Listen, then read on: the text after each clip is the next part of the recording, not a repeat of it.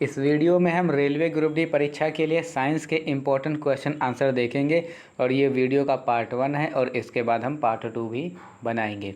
चलिए शुरू करते हैं। पहला क्वेश्चन है, हृदय के संकुचन को क्या कहते हैं? हृदय के संकुचन को सिस्टोल कहते हैं। मानव मूत्र का पीला रंग किसकी वजह से होता है? यूरोक्रोम की वजह से होता है। सोडियम बाइकार्बोनेट का साधारण नाम क्या है? Baking soda.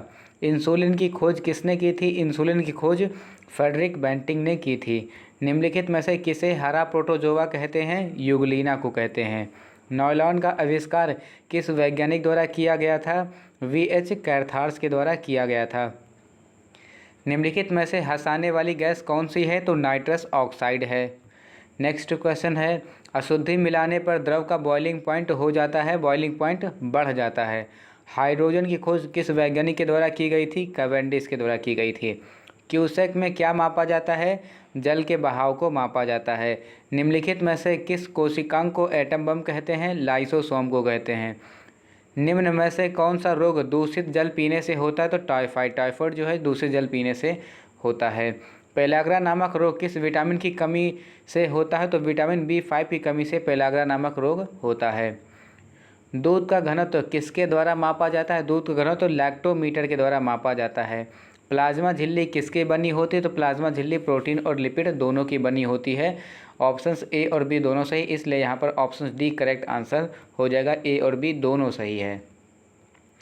चंद्रमा की सतह के अध्ययन को क्या कहा जाता है? सेलेनोलॉजी कहा जाता है। किस विटामिन की कमी के कारण शरीर में सीलियक रोग हो जाता है? विटामिन डी की कमी के कारण। पीलिया किस अंग से संबंधित रोग है? तो लीवर से संबंधित रोग है। कुत्ते के काटने से कौन सी बीमारी होती है? रेबीज बीमारी होती है कुत्ते के काटने से। हाइड्रोफोबिया किसके कारण होता है? हाइड्रोफोबिया रेबीज के विषाणु के कारण होता है। ल्यूकोडर्मा किसकी बीमारी है? ल्यूकोडर्मा त्वचा की बीमारी है। जो सफ़ेद दाग हो जाता है वही बीमारी है ल्यूकोडर्मा। ठीक है। नेक्स्ट क्वेश्चन है, निम्न में से किसे वर्गीकरण विज्ञान टैक्सोनॉमी का जनक कहा जाता है? लीनियस को कहा जाता है। पूरा नाम इनका है कार्ल लीनियस। निम्न में से कौन सा जीव पुनर्जनन और मुकुलन यानी कि रीजनरेशन एंड बडिंग द्वारा प्रजनन कर सकता है? हाइड्रा कर सकता है। मानव में पित्त रस का स्राव होता है, यकृत में होता है। मछली के हृदय में कितने चैम्बर हार्ट होते हैं? तो 2 चैम्बर हार्ट होता है। विटामिन सी की कमी से कौन सा रोग होता है? विटामिन सी की कमी से स्कर्वी रोग होता है। किसी व्यक्ति के पाचन तंत्र की जांच करने के लिए इस्तेमाल किया जाने वाला यंत्र कहलाता है? एंडोस्कोप कहलाता है। आयोडीन की कमी से कौन सा रोग होता है? आयोडीन की कमी से घेंघा नामक रोग होता है। सबसे बड़ा स्तनपायी कौन सा है? सबसे बड़ा स्तनपायी ब्लू व्हेल है। निम्नलिखित वर्गों में से किस वर्ग के प्राणी गर्म रक्त वाले होते हैं? तो पक्षी वर्ग के जो होते हैं ये गर्म रक्त वाले होते हैं।